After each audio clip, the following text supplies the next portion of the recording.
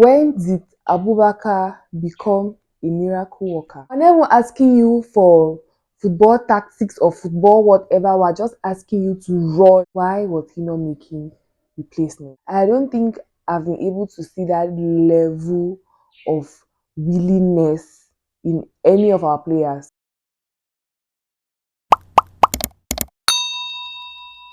I have just one question. Actually, I have many questions. But the first question is, when did Aboubakar become a miracle worker? Because I don't understand why, in fact, the whole time of the match, our coach, Song, did not put him inside. And then when 10 minutes were left, that's when he thought it wise to put Aboubakar inside. I mean, Aboubakar had jogged up and down for I don't know how long. He was even sweating more than people that were in the field.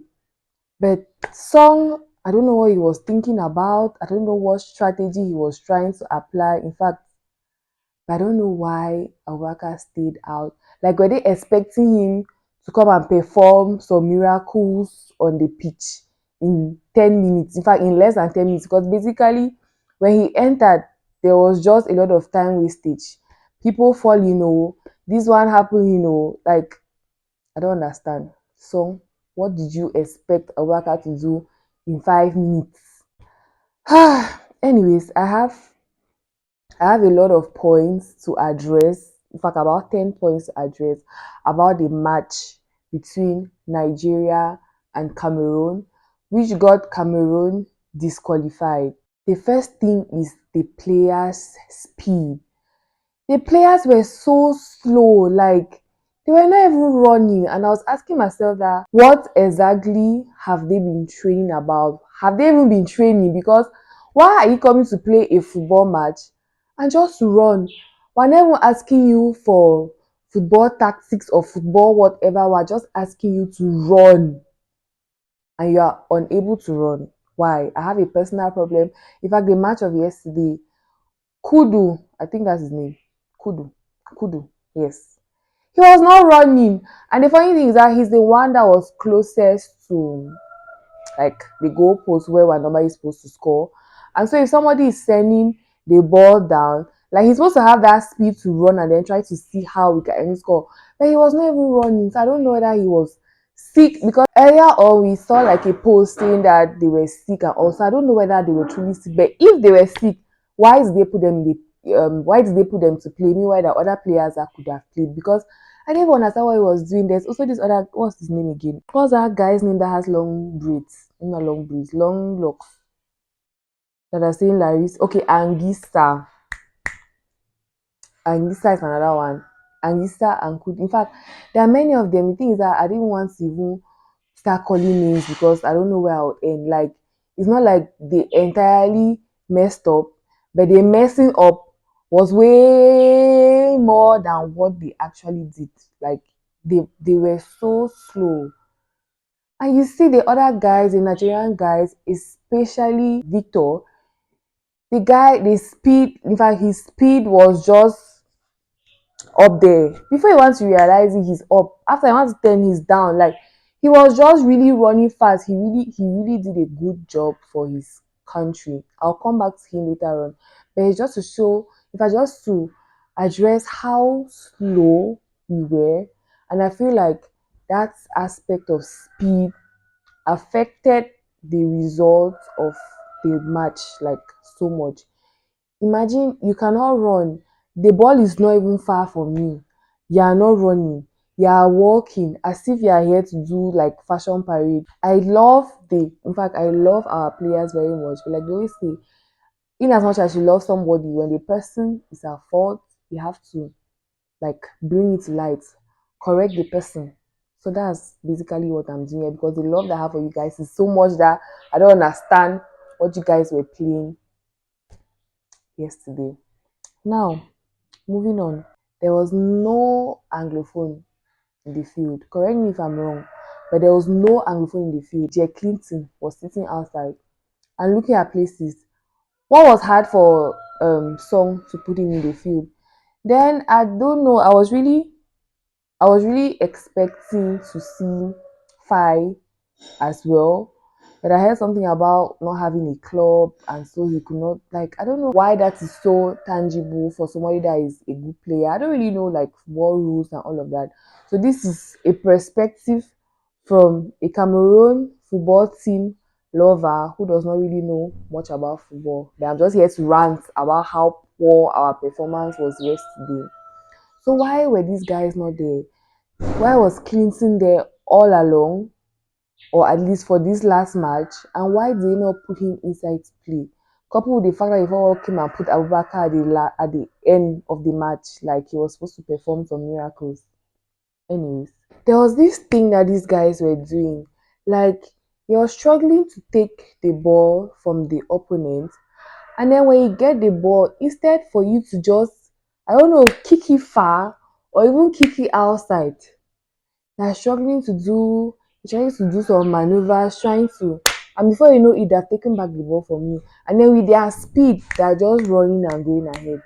Like, what was all of that for? If you know that you will not be able to do all the dribbles and succeed, just kick the ball outside or kick the ball like far in front. What are you struggling to do?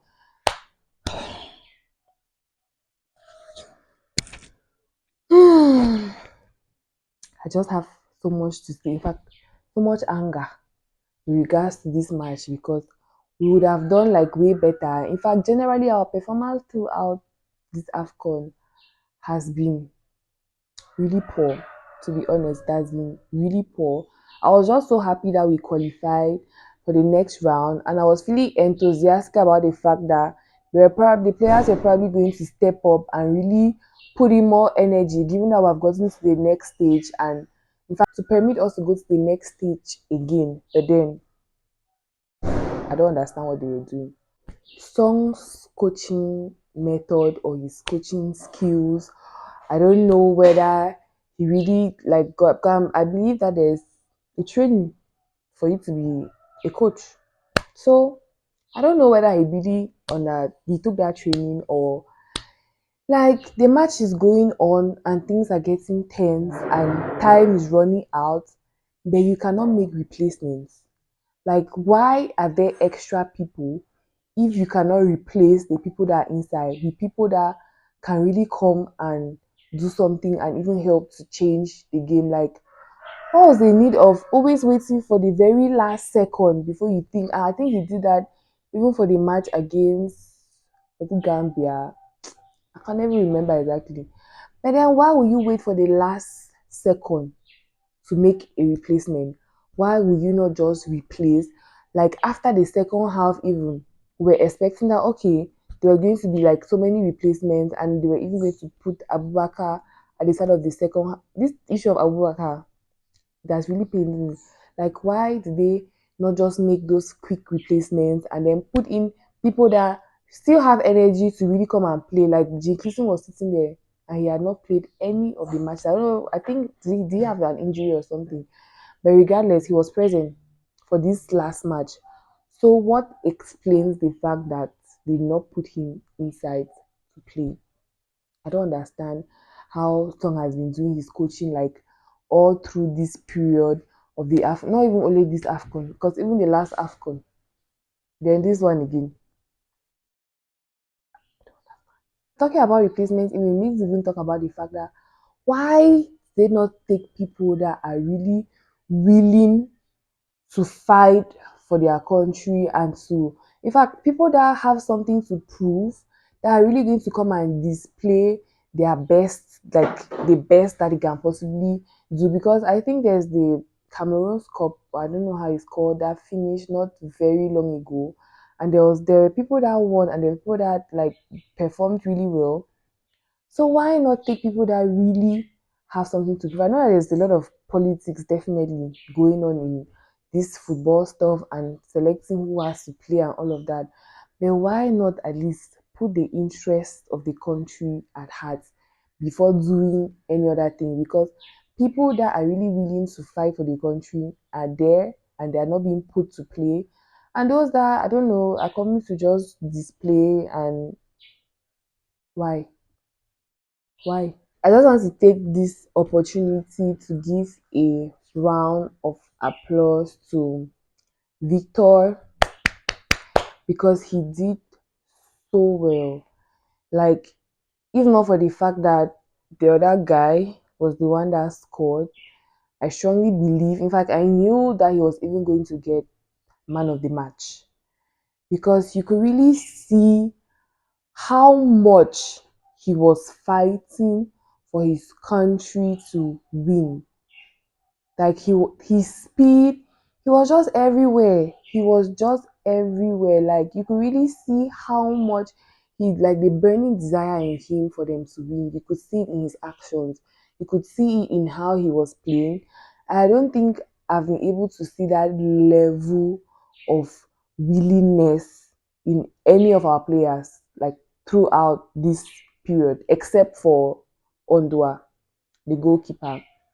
I'm not undermining the willingness of the other people, but I'm talking about what I saw or what I was able to observe because he really just went all out, I don't know, all in for his country, and he was doing the best that he could to help them to win. Like he was so fast. Like one thing that I really appreciate so much about him is his speed. Like before you know it, you're trying to dribble. He has already taken the ball from you, and then he's just running and going ahead. Like he does not even have to look left and right. If there's none of his players, he's going to carry it and go alone and attempt to score.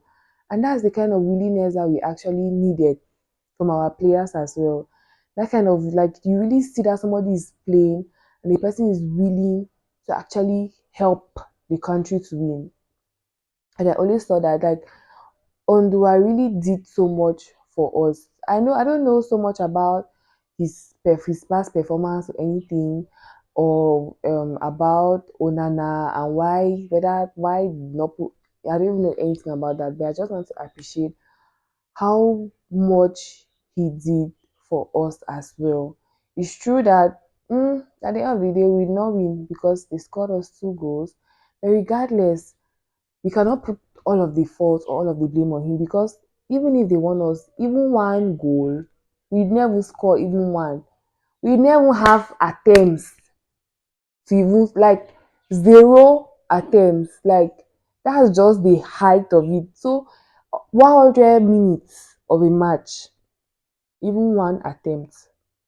To even say that we even try to and then the goalkeeper caught it.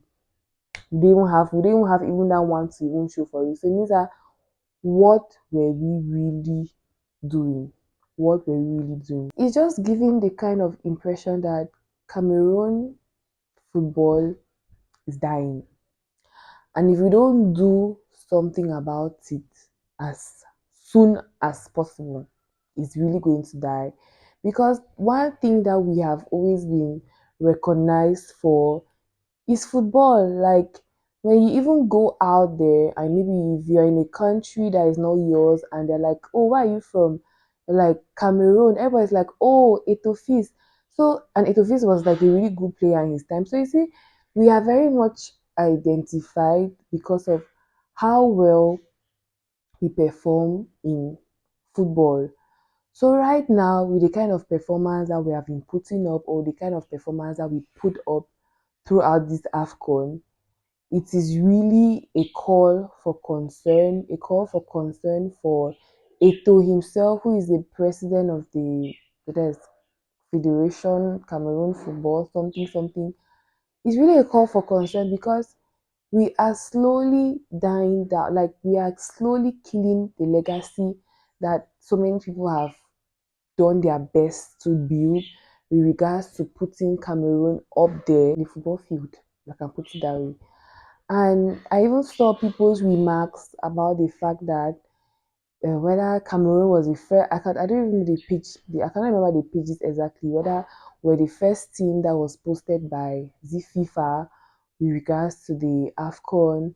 Then there's another popular league or something that posted Cameroon first. So you see that people have that high esteem for us when it comes to football, but we are slowly letting it die if it's not yet dead. I mean, we need to do something about it. I don't know if any influential or somebody that is really into helping us to arrange this Cameroon football wahala. This is just my point of view as a supporter, as a Cameroonian who loves her country regardless of what is happening, and a call for concern, in fact, that we should do something about our players. I don't know if it's the kind of training that they are receiving or if it's the coach that has to be replaced, but something has to be done such that we don't let this football legacy that has been built to die.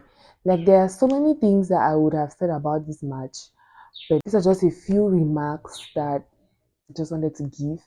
And the worst thing, oh my god, the social media fights between Cameroon and Ivory Coast first of all, and then for this particular match, Cameroon and Nigeria. And the funny thing is that the reactions of Nigerians before the match, you could feel like they were a little scared that, oh god, we're playing with with Cameroon, sorry. And you could really feel like in fact we are known for good football, but I don't know what we have been displaying this past matches. So you could really feel like they were like, that during that time, that's when they want to put Vincent Aboubakar to come and play. Funny enough, Aboubakar played for what, 15 minutes. Anyways, so you could really feel like they were scared about it. And then now we came and did what we did, and we did not even give them we did not give them the slightest hard time because we were not even doing anything. We were not doing anything. And now the reactions after the match. If you go on the media now, you can actually cry for yourself because if you read the comments, like people are so rude. All of us are rude. Cameroonians are rude. Nigerians are rude. Ivorians are rude. We are just so bitter. Everybody is just so bitter. If you see people, it's just a lot. The media right now, TikTok, Twitter, it is a lot. People are so angry, and the words that come out or the words that they type, you can really actually read something and it's not directed to you, but you just feel so much pain again. Like the pain from the fact that we lost the match is not even enough. When you go to the media and you're reading through things, it's just a lot. And then like the funniest thing I saw was somebody was like Cameroonians were like, put Abubakar as if Abubakar is salt. Like as if that Adi Abubakar is as if it's an ingredient to food that you're cooking. Because at the end of the day, what happens? Nothing to show for it. Anyways, this is the end of my rant. If I did not talk about this thing, I don't know if I would have really been okay, but I just had to rant about this and just pray that something be done about this our national team and that they actually bring up young talents, people that are willing to actually go all out for the country and to make themselves known as well.